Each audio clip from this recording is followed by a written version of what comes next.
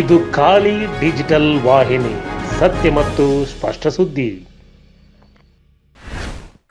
ಅಂತರ್ರಾಜ್ಯದಲ್ಲಿ ಮಿಂಚಿದ ಕರ್ನಾಟಕದ ಕುಸ್ತಿ ಕ್ರೀಡಾಪಟುಗಳು. ಉತ್ತರ ಕನ್ನಡ ಜಿಲ್ಲೆಯ ಹಳಿಯಾಳ ತಾಲೂಕಿನ ಕುಸ್ತಿ ಕ್ರೀಡಾಪಟುಗಳು ಡಿಸೆಂಬರ್ 27 ಮತ್ತು 28ರಂದು ತಮಿಳುನಾಡಿನ ಮೆಟ್ಟೂರಿನಲ್ಲಿ ನಡೆದ 15 ವರ್ಷದೊಳಗಿನ ಮತ್ತು ಸೀನಿಯರ್ ವಿಭಾಗದಲ್ಲಿ ದಕ್ಷಿಣ ಭಾರತ ಸೌತ್ ಝೋನ್ ಕುಸ್ತಿ ಚಾಂಪಿಯನ್ಶಿಪ್ನಲ್ಲಿ ಭಾಗವಹಿಸಿದ ಹಳಿಯಾಳದ ಕ್ರೀಡಾ ವಸತಿ ನಿಲಯದ ಹಾಗೂ ಮಿನಿ ಖೇಲೋ ಇಂಡಿಯಾ ಕೇಂದ್ರದ ಕುಸ್ತಿಪಟುಗಳು 10 ಚಿನ್ನ, 3 ಬೆಳ್ಳಿ, 1 ಕಂಚು, ಒಟ್ಟು 14 ಪದಕ ಪ್ರಶಸ್ತಿಗಳನ್ನು ಪಡೆದಿರುತ್ತಾರೆ.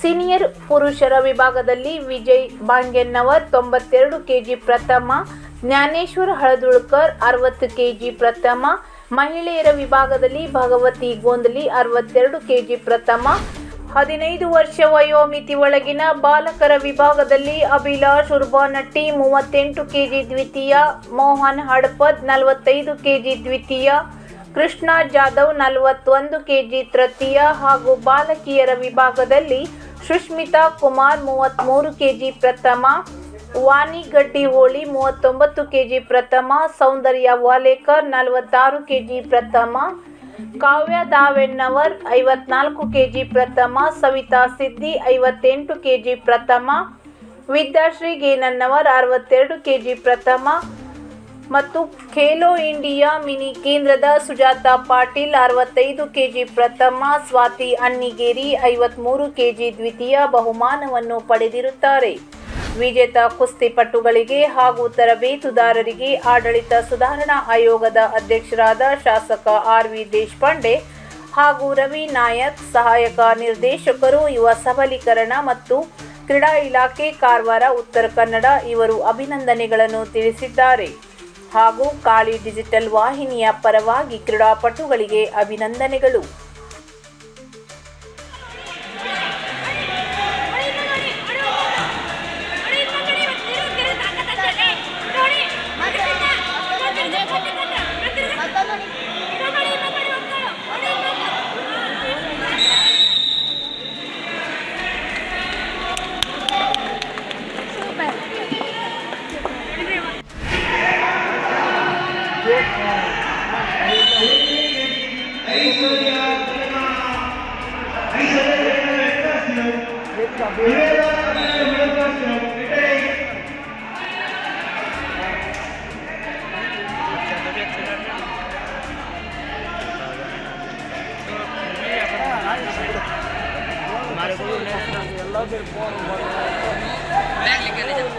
हमारे को